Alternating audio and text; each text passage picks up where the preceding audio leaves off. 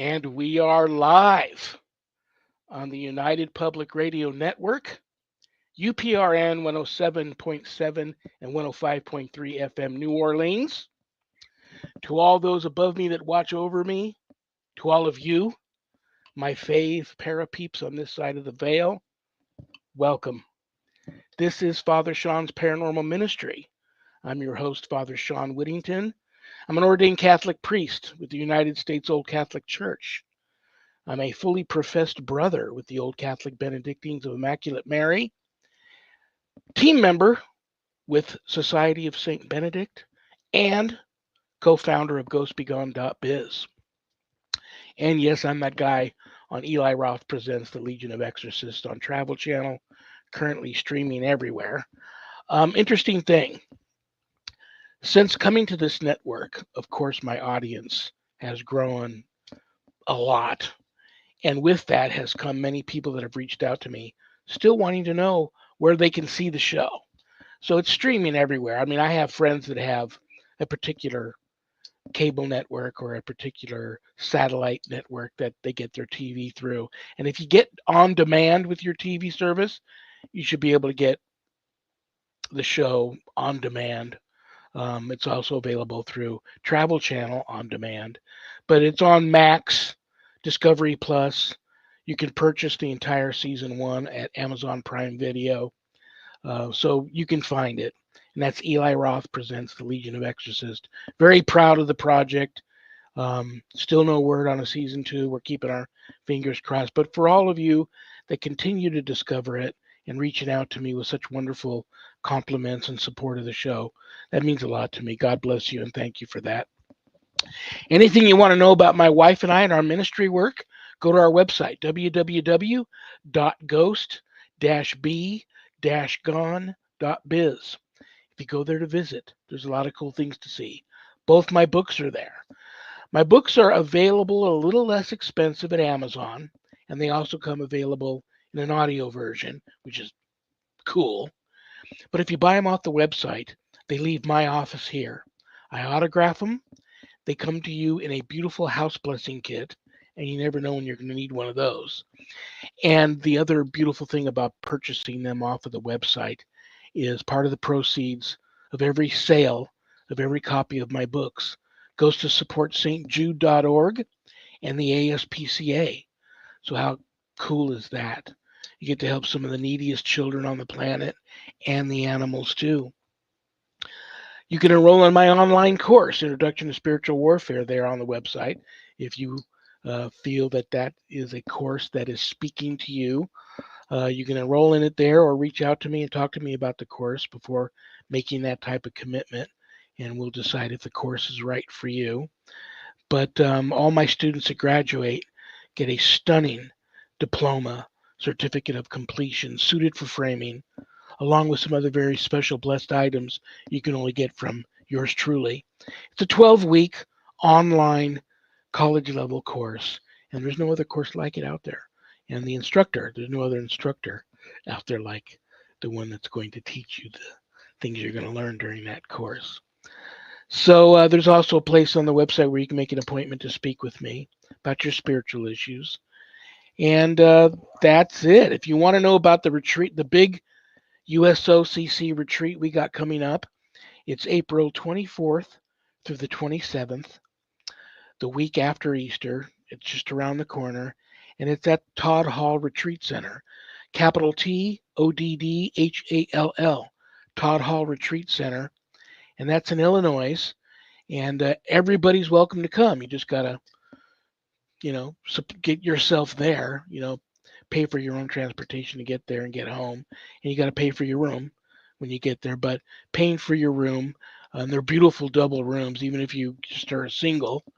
That includes your breakfast, lunch, and dinner, and everything else that we are offering during the retreat: classes, seminars, a movie night, mass every day, confession, communion, the whole 9 yards. We're ordaining a couple of bishops. I'm going to be ordained to the abbot position of the Benedictines. We're going to ordain some deacons. We're going to take permanent vows from a couple of Benedictines that have taken their temporary vows. They're going to be going to the seminary to become fully professed Benedictines, and so it's going to be a really really cool happening if you go for that sort of thing. So that's April 24th to the 27th, the week after Easter, Todd Hall Retreat Center. If you call them, tell them you want to attend the United States Old Catholic Church retreat, and they'll set you up. Okay, what else do I want to tell you guys other than thank you all for showing up because I don't have a show without you guys. And today's episode is a very special episode that happens once a month, and it's quickly becoming a fan favorite. It's a little thing we call First Fridays with Father Shawn and Annette.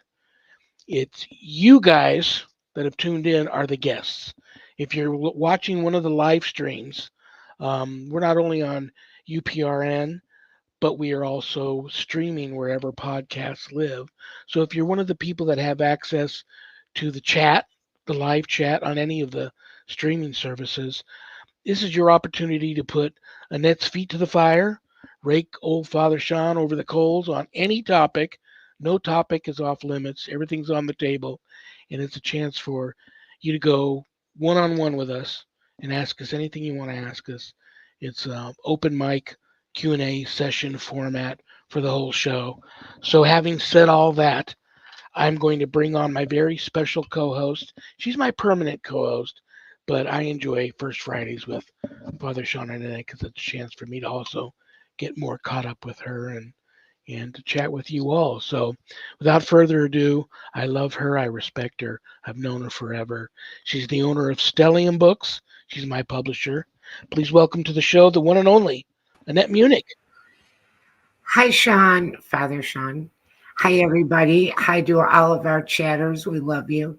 And hi to everybody listening live on 107.7 in New Orleans and our Gulf Coast station. And you can find us on YouTube, Father Shawn's Paranormal Ministry. And you can click the notification bell and you can watch the shows later. They'll be up there. So I thought I would say that because some people might not know that you could, if you miss the show, you can catch it later on YouTube. Yeah, I store all. I've been storing the archives, the replay in the archives on my YouTube channel since 2015. So it's all there. And each episode you might be interested. You might find other episodes there that look interesting that you missed that you want to replay. But yeah, every episode's easy to find. And so yeah, if you go there, subscribe, like, and share, and support us there. But we're a lot of other places. Right. We're easy to find. Right. And having said that, I'm still got a dozen or so of these boxes of blessed frankincense incense to give away. I'm I have a confession to make in that I'm using a lot of them here in my own home for That's smudging okay. purposes, but I've put a dozen or so aside to still give out. And so all you got to do is type the word incense into the chat. And Annette later on tonight, giving everybody that tunes in for the archive and the replay later to get a chance to see this and put incense in the chat. And then Annette will do a drawing later at her home and she'll pick a winner and she'll let me know later on who the winner is. And then we'll reach out to the winner and try and get their mailing address, which sometimes that's an easy thing to do, sometimes not. But if we can get a hold of them and find out where they want their incense mailed to, I will mail them some incense, some blessed frankincense incense. And when it's gone, it's gone. But so we're still doing that. And I might be making some giveaways too. very, very I've been a cool. little bit busy lately, and you know why. And I'm sorry I wasn't here last week, but That's okay. I don't know if you knew what happened last week. We couldn't get Susan's mic to work. oh no. I tried and tried and tried on my end, everything I could think to do. And Susan tried and tried and tried. She's been coming on my show since the very beginning. And then for years, we did Happy Medium Mondays, and then now it's Happy Medium Monthly. But we couldn't figure out why we couldn't get her mic to work. She was so disappointed, and I was too. And so many Uh-huh. people reached out to me afterwards, disappointed they weren't able to get a reading from her. So we're going to try. She's got a month till the next Happy Medium Monthly, which is the last Friday of every month. She's got a month to try and figure it out. She said she's going to get some people on it, some friends that are very computer savvy and tech wizards to look at the situation and try and get it going. So we'll give it another shot next the end of this month and see. But yeah, that was very disappointing. But I had a chance to relax and chat with whoever was here that day, and it was a nice show. I don't even know what I talked about. I just kind of let the Holy Spirit take over and guide me, and I just talk about whatever it is I talk about. So, how's your daughter doing? She, we're so grateful for all the prayers. She's doing really well now, but she has to have another surgery. Oh no. Yeah. And last week I wasn't here because I felt so bad because I on my Facebook page I asked for prayers for my daughter, and my cousin's wife put, prayers for Nikki. And I didn't see that on her page she was asking for prayers, and my cousin died the next day. Oh no. And he's younger than me. I didn't even know he was sick like that. I didn't know. And I just felt absolutely terrible.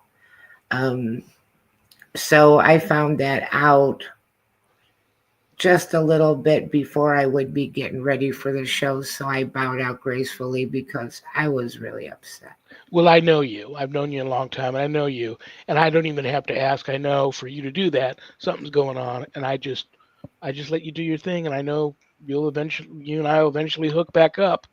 It is Yeah. what it is, and I may do that to you too. I'm like that. I Right. wear my emotions on my sleeves, and when things like that happen to me, they hit me hard, and so I may do Yeah. the same thing to you. But I'm You know, glad you're doing. I'll continue. I'm praying for you and your daughter, and I will continue to do so. And it's a good thing if they, doctors are brilliant, and if they feel she needs another surgery, it's all good. It's to make right. her better.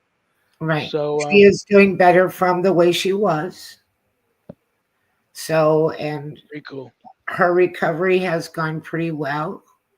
And I'm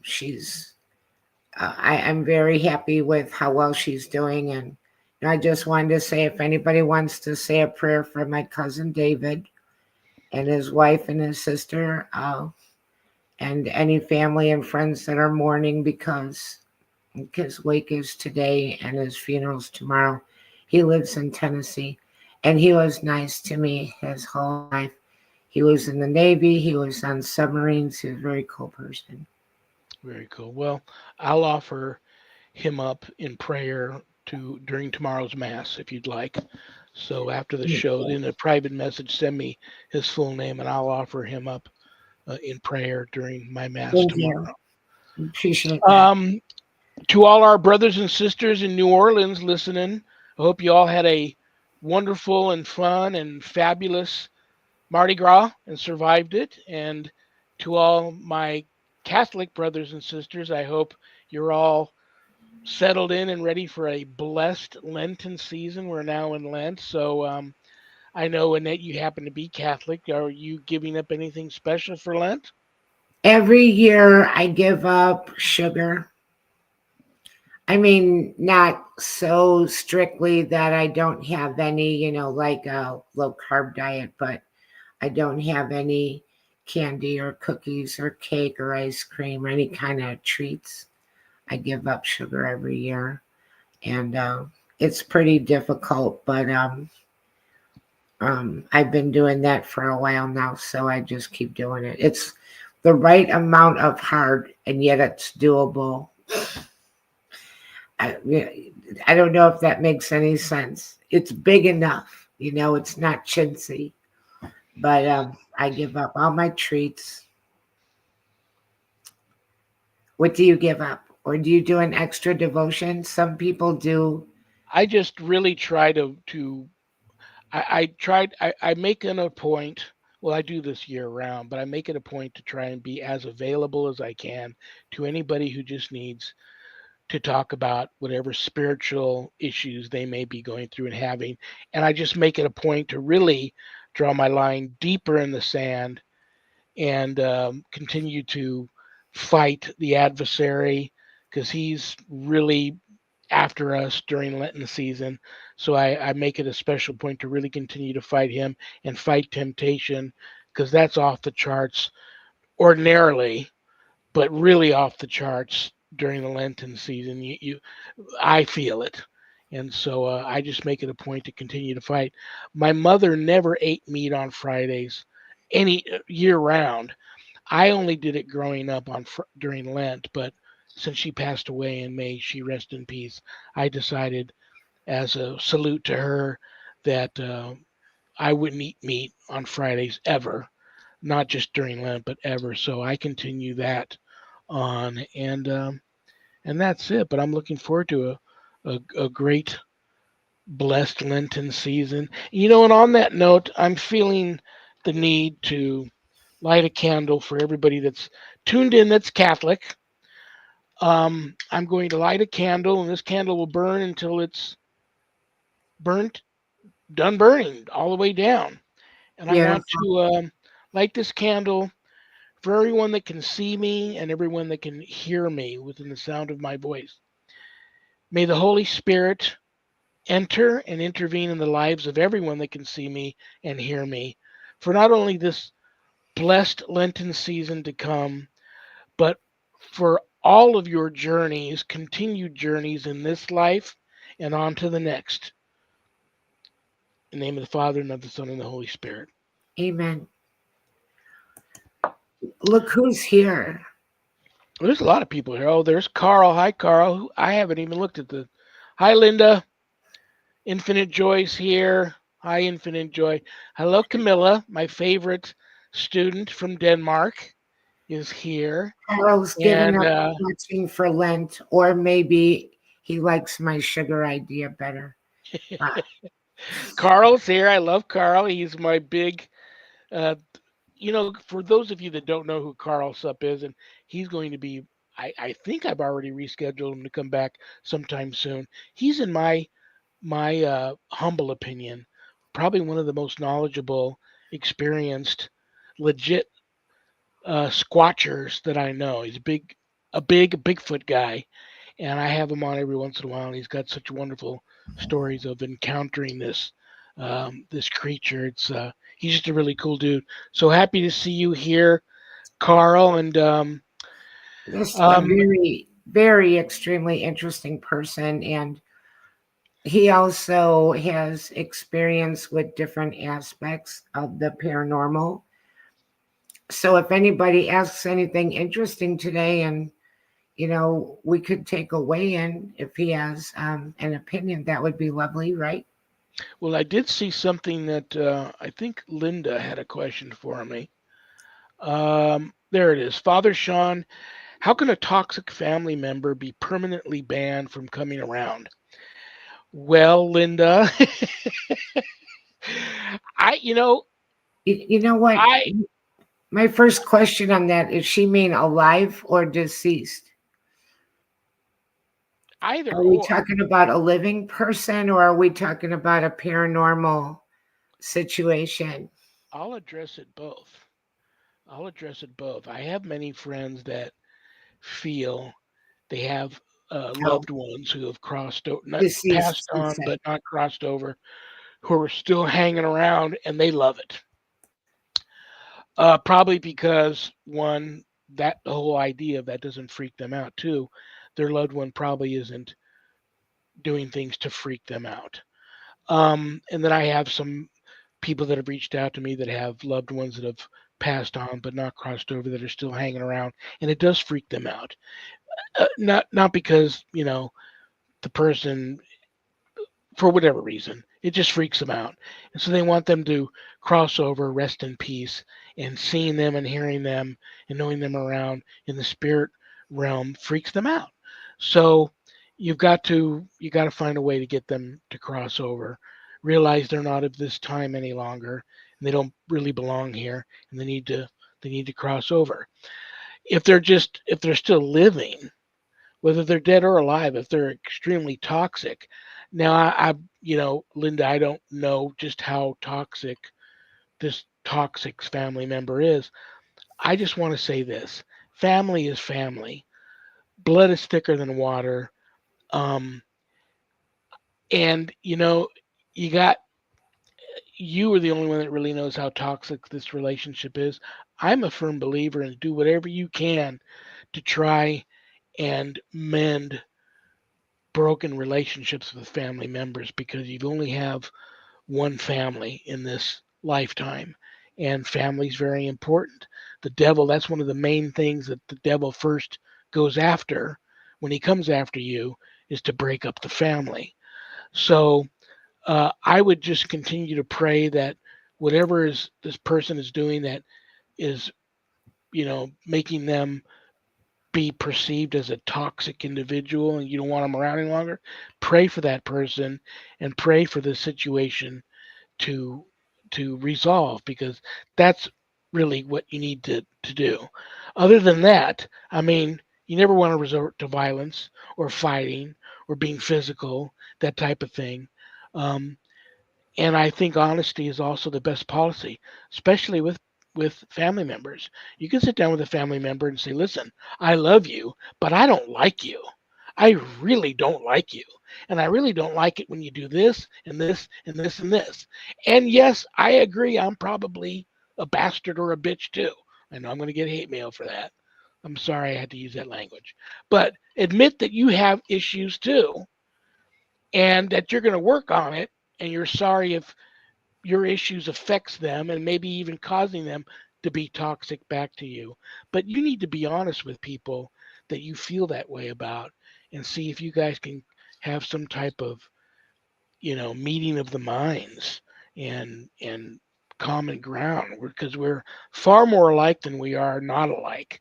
And family is family. You got to make those efforts with family members, as toxic as it is. So I can't really advise you on what to do to get a toxic family member not to come around any longer. Um, you're gonna pray. You're gonna have to pray on that, and I'll pray for you. I'll offer a prayer up for you and your family member and your whole family in general after the show today. Um, and I know, Annette, I don't really know if you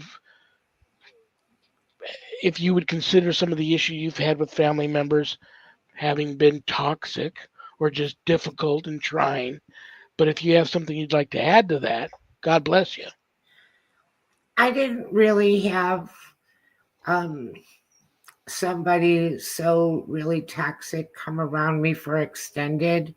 Like I've had people around me that it's been for what I would call a visitation. They're not around me all the time.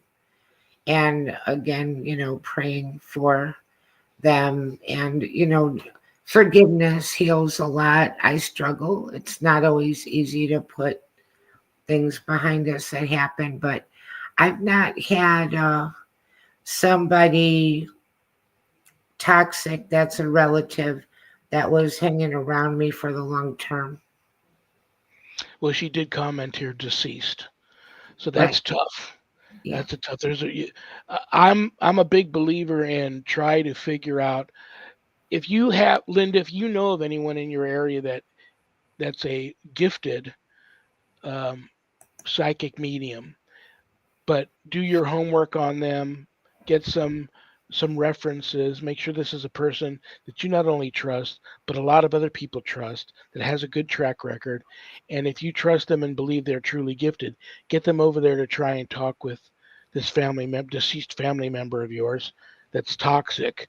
I can't think of what's worse than to not only have a toxic family member that's living, but now one that's deceased hanging around. That can be an ugly situation. But again, it's the same thing. You have to figure out why they are still holding on so tight to this life that they refuse to cross over, and why they continue to want to be toxic in spirit as they were in life and be around you and bring that down on you.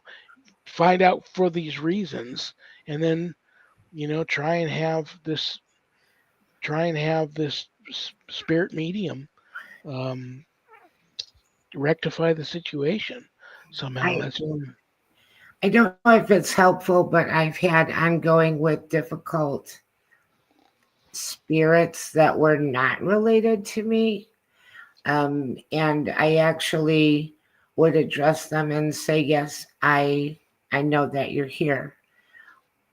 Because sometimes I think they keep doing things because they want to be acknowledged. They're not sure. You don't say anything, you don't do anything, so they keep it up. Yes, I know you're here. I will pray for you. You can't scare people here or torment anybody here. Um, but other than that, it's a little bit difficult because, and you're the expert on this. You can help a spirit move on, but you can't really make. It helps a lot to consecrate your house to Mary or Jesus, lift up the energy of your house, but it's harder to push somebody out the door than it is to get them to remain peacefully and to pray for them. I can be around some stuff and not get too ruffled. If I understand that somebody's there and a little bit happens here and there, it doesn't make me um, terrified. Like right away, I start to evaluate, is this something malevolent? Are you trying to do something to me, or are you just showing me that you're here? I don't know if that's helpful. I believe it is helpful. But yeah, you've got to gotta you got to get to the root of the problem because I just happen to feel that you're released from so many things when you do finally pass from this world that you shouldn't be carrying any baggage, in my humble opinion. And if you're able to carry some baggage with you onto the other side, usually there's a pretty darn good reason why that person is still hanging around and carrying baggage onto the other side and wanting to, you know, still, you know, uh, mess around, make What things if difficult for you.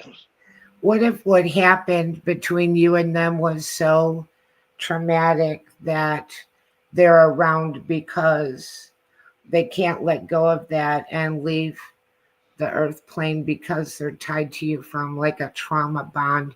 Maybe they're even sorry. Absolutely. Maybe Absolutely. they are. If you pray about it, maybe they now, because they passed, now they can see how what they did affected you, or they were oblivious in life to how you were damaged by something that they did.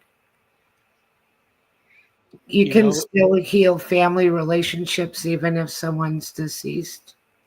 well, that's another big reason why many spirits hang around is because they're afraid to cross over that they're going to be judged for some bad things they did while they were here.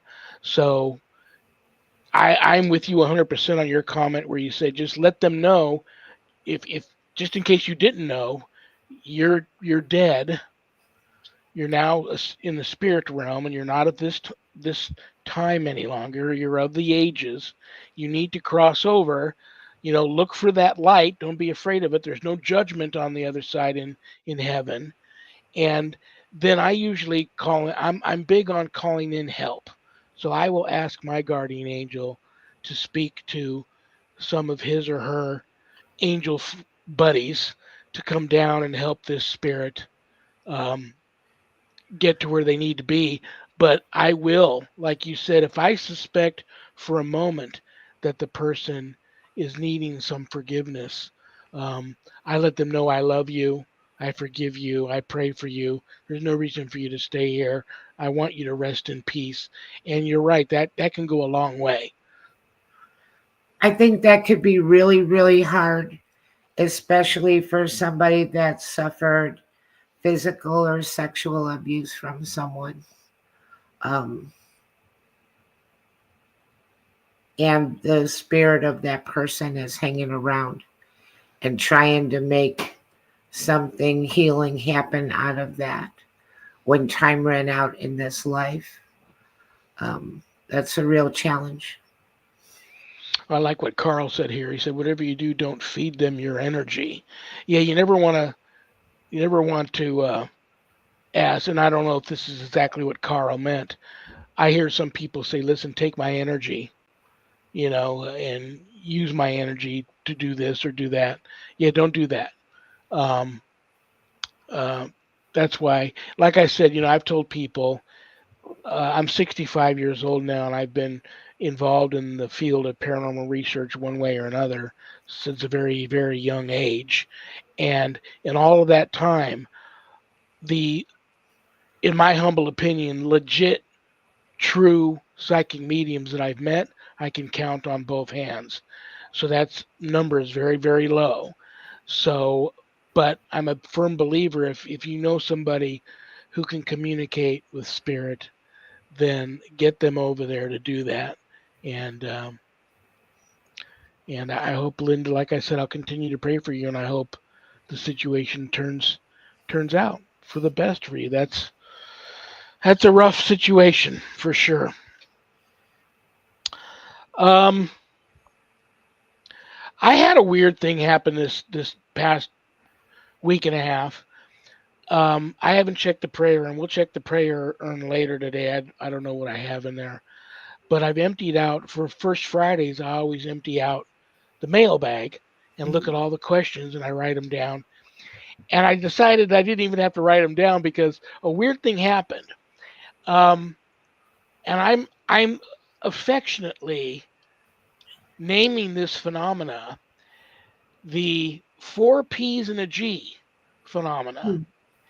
I'll tell you why, because I got at least two or more questions on the same topic and on several different topics, Hmm. which doesn't happen very often. So here were the topics. I'm just going to throw them out there, and if anybody in chat wants to comment or ask about that, or you, Annette, I got a lot of questions on priests and the paranormal. That seems Hmm. to be people wondering why now, our priests seem to be in the paranormal. Um, Poltergeists. I got a lot of questions about poltergeists and possession by ghosts. So there's your three P's: priests, paranormal, poltergeist, possession by ghosts, not demons, but by ghosts, which seems to be occurring more and more. Um, and that's uh, a phenomena in its own. So that's what I found it very unusual. I got at least two or more questions on each one of those topics this past week. So I just wrote the topics down. And there you go. Well, I think priests in the paranormal, that's not a new thing, only that they didn't have as many as they have now. They didn't have the demand. The demand seems to have grown. That's what I read. That they were trying to have at least one priest in each archdiocese.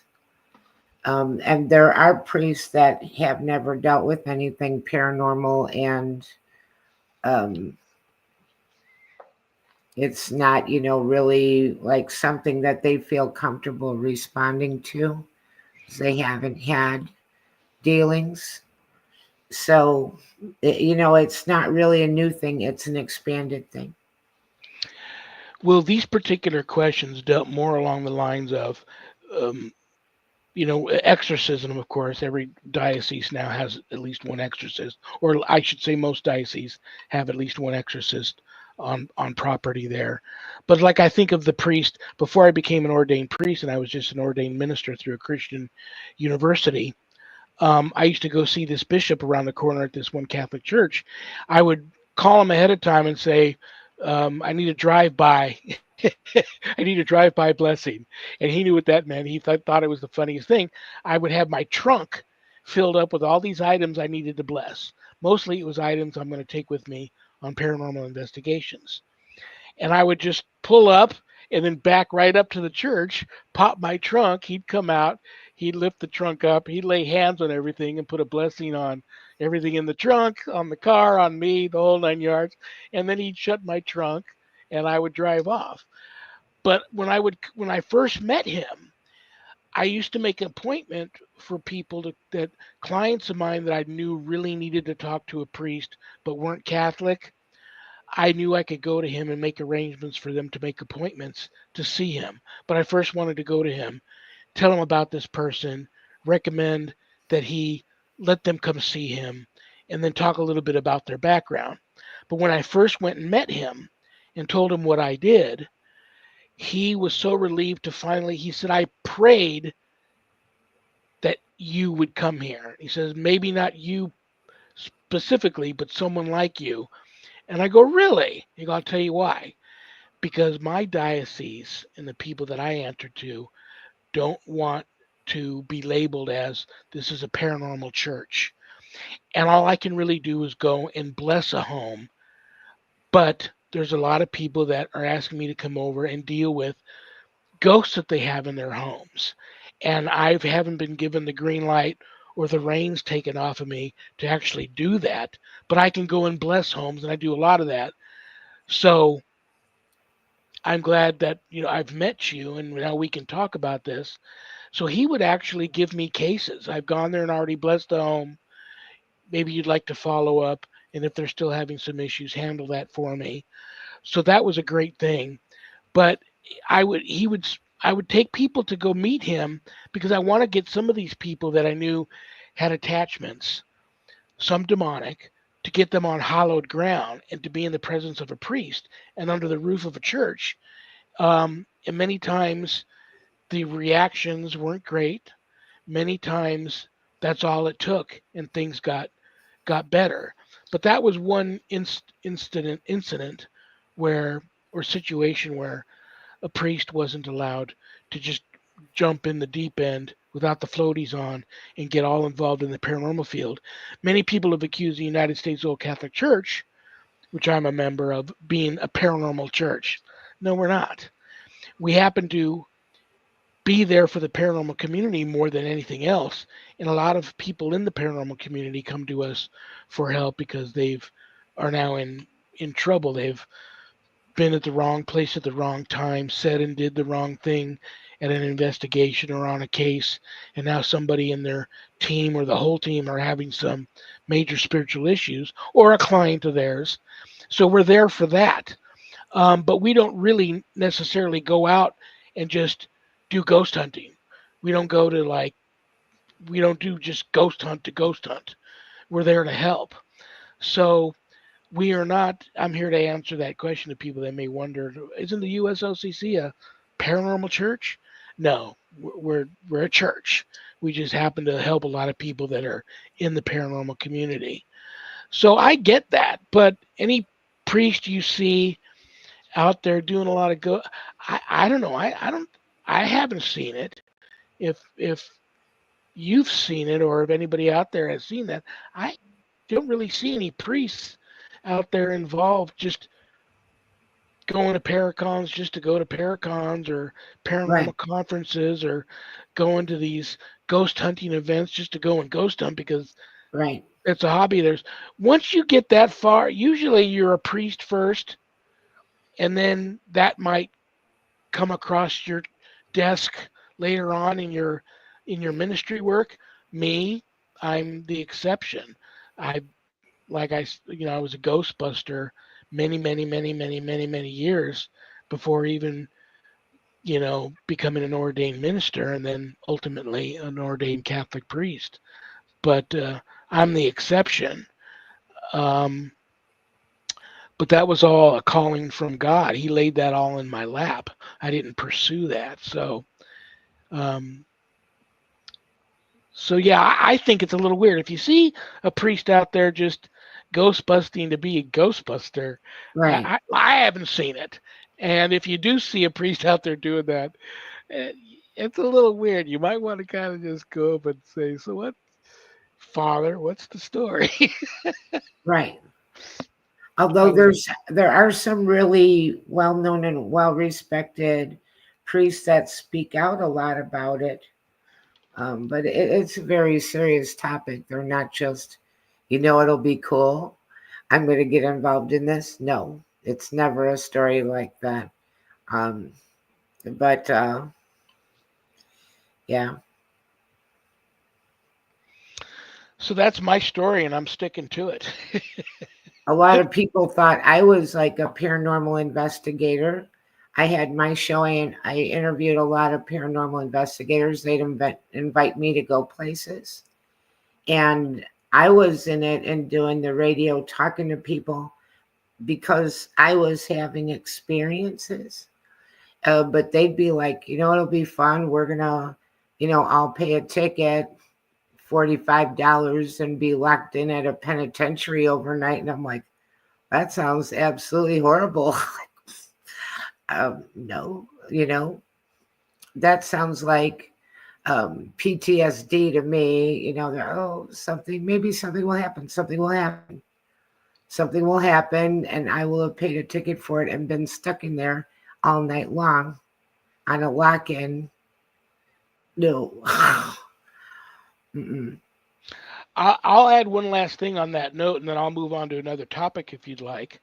Okay. I've talked to many priests that I've gone to and asked for help prior to going to an exorcism. When I was still an ordained deliverance minister, I would make sure I went to confession. Even then, before I was a Catholic priest, I knew I better go to confession, go to mass, receive Holy Communion because I was baptized Catholic.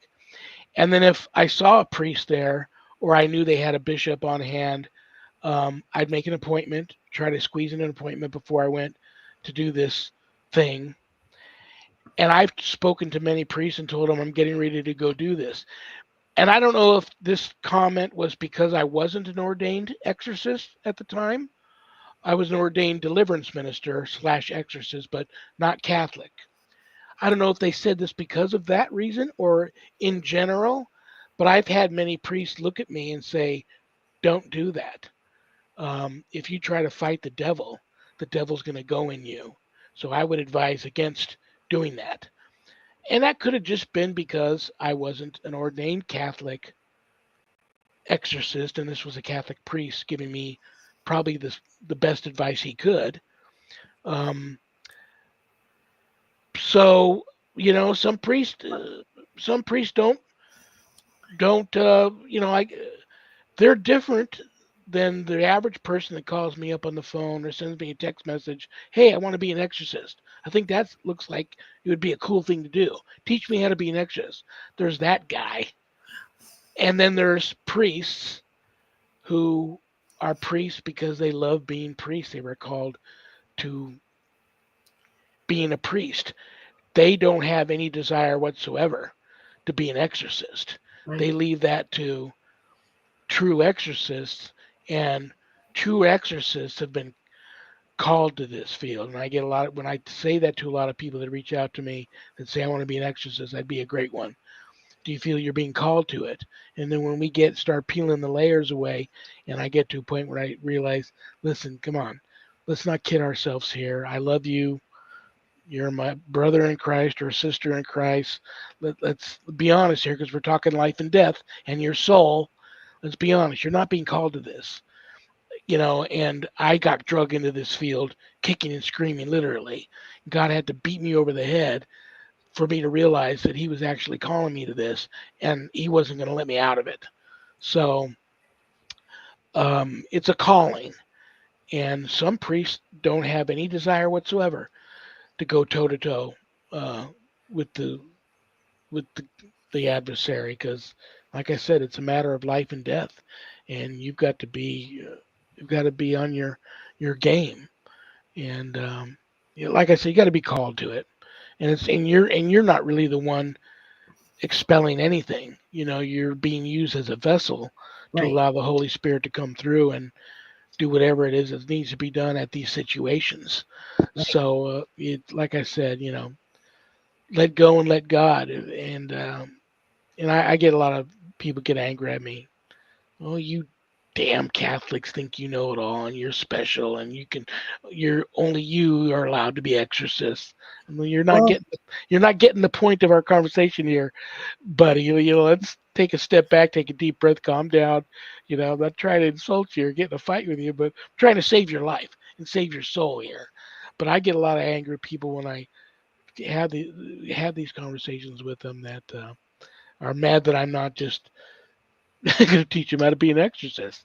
That would be just so wrong on so many levels that I could name them all on how many levels that's wrong. and there are stories, and I did tell a story before about a friend I had, very faithful person, meant all good things, went to help somebody. I was like, don't go by yourself. Never go by yourself. I am going to be fine because of my faith. Look, I am not putting her down. I really, think that she was very brave. I know that she didn't think anything could hurt her because she is a Christian. And I, don't want to say that that's bad thinking, but she did get hurt.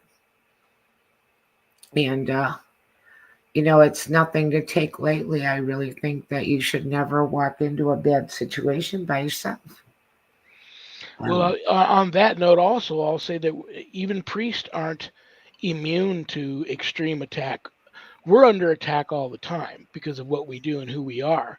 But um, like even some of you that have watched the series, there was the story of Father Garcia, um, and he ended up doing an exorcism and asking the demon to enter him to get it out of the child, and that was a big mistake. And um, I don't want to give anybody that hasn't seen that episode yet on the series. I don't want to give away what happened, but that didn't end well for him. And I even right now, I'm not going to mention any names. I have a case right now where a client had what she thought was a demonic entity in her home, had a priest come over and do a property and house exorcism, and then she continued to go. She was a parishioner of his church, continued to go to confession and mass and receive communion, but started to see him less and less.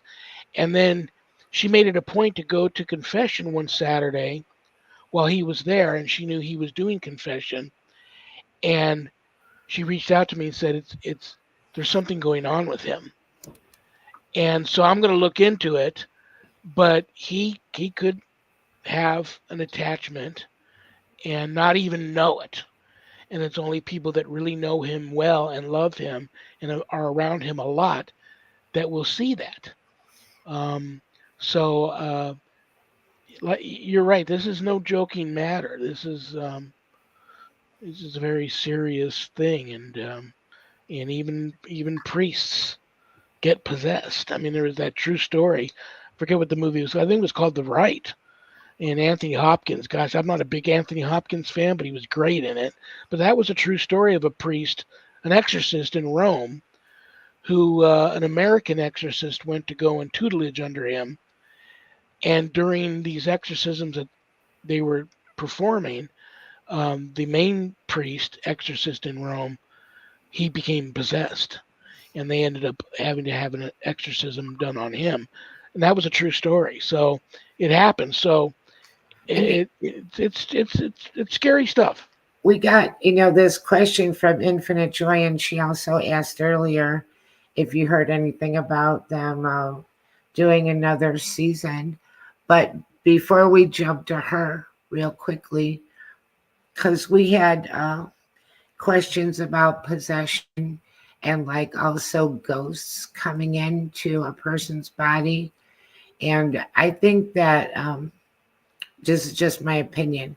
I really don't like the idea of channeling. I know a lot of people channel. I know a lot of psychics channel.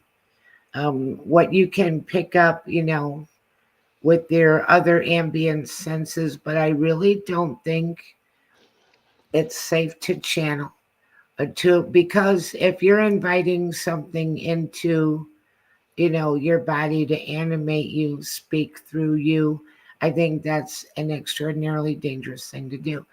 Although I do know a lot of people do it and they don't think that it's very scary at all.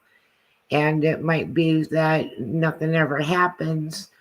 But because you said the other piece of possession and also like a spirit coming into your body, one way for both of those things to happen, not all the ways, but one way is channeling. Absolutely.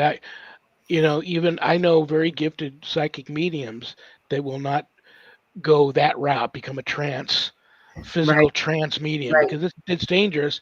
I had a case. Have I written about that case? I don't. If I haven't, maybe it'll go in the third book. I had a case where this Buddhist gentleman had come to me, Nope, and we don't have that story. We need it. well, they practice deity yoga, where during these yoga sessions they openly invite spirit possession to take them over to deliver messages to others or to receive messages that they need. And he was thoroughly convinced, and his wife backed up the story, that something came into him that hasn't quite during one of these deity yoga sessions that hadn't left him. And it was a weird situation. He referred to it, you know what? And then I don't know if I wrote about this story. I eventually had a friend of his reach out to me because his wife, they're also Buddhists. They're from India, and she loved antiques and bought an antique. You can't make this stuff up. Bought an antique lamp and was cleaning it. And she said a jinn came out of the lamp, a genie in the lamp, and possessed her. And the husband backed it up and said, ever since she bought that lamp, something's happened to her. And so I started looking into that case. Um, I, you said something about me earlier, and God bless you for it. You're the expert. I'm here to tell everybody there are no experts and nobody has all the answers. And if Right. somebody approaches you and says that they have the answers, all the answers, and they're an expert, run from them You as know fast as what? you can because there's not. And I'm I'm not one of them. And when I come to a home to help you, I have no magic wand to wave and make it all go away. We and need to I'm work just a together. gatherer of information plus my experiences, and you know, no matter how much you have experienced, each situation is different. And I'll say something that might surprise you.